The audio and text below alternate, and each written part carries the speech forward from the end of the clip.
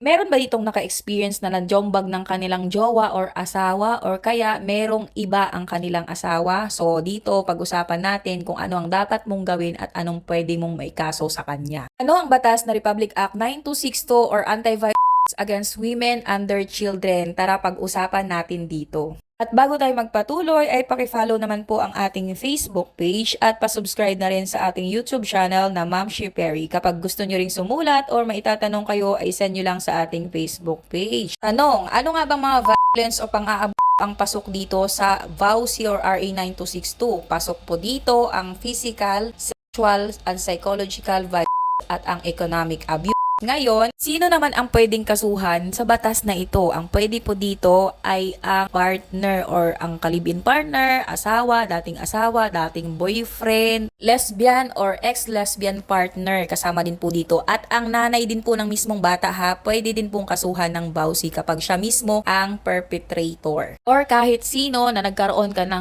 sexual at dating relationship. Ano naman ang iyong gagawin kapag ikaw ay biktima? So, first things po, ang kaso po ng VAUSI ay hindi na pambarangay kundi diretso po sa pulis. Kapag po ang nangyari ay ngayon mismong araw na ito ay pwede pa pong hulihin ang suspect or ang iyong nirereklamo. Ngayon, kapag nakalipas na, pwede pa po kayong mag-file ng kaso pero regular filing po ang tawag doon. Ngayon, ano naman ang mga requirements sa pag-file ng kaso? Kapag po physical violence or physical abuse ang nangyari, ang kailangan nyo po ay medical. Kaya ang required sa inyo ay pag nangyari yon ay magpa-medical kayo agad. Tapos kapag naman ang pang-aabuso ay psychological, kailangan nyo po ng psychological evaluation or examination. Pag naman economic abuse, ay magpakita kayo ng pruweba, nagkaroon na kayo ng demand letter or nagdemand na kayo ng sustento sa kanya pero hindi pa rin siya nagbigay ng sustento. Para dyan sa demand letter, pwede po kayong magpa-assist sa ating family court or sa ating social worker sa DSWD po. Kapag naman sexual abuse,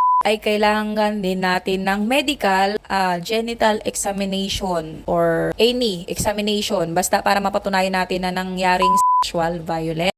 Ngayon, sino naman ang pwedeng magreklamo nitong VAUSI? Pwede po dito ang mismong biktima, ang kapamilya, taga-barangay, social worker, or sino man na concerned citizen kasi ang kasong VAUSI po ay public crime. Ngayon, kung ayaw mo naman magreklamo o walang magrereklamo sa part mo, ang gawin mo po muna ay magpa-medical at magpa-blatter sa barangay. Para in case na pag-ready ka na mag-file ng kaso ay pwede mo itong gamitin at meron kang ebidensya. Yun lang, kung meron pa kayong mga ibang katanungan tungkol sa VAUSI ay pwede nyo po akong i-message or i-comment nyo lang sa ating comment section nang masagot ko po iyan at mabigyan natin ng linaw sa inyo at matutulog po muna ako. Thank you sa panonood. I hope you enjoyed. Bye-bye!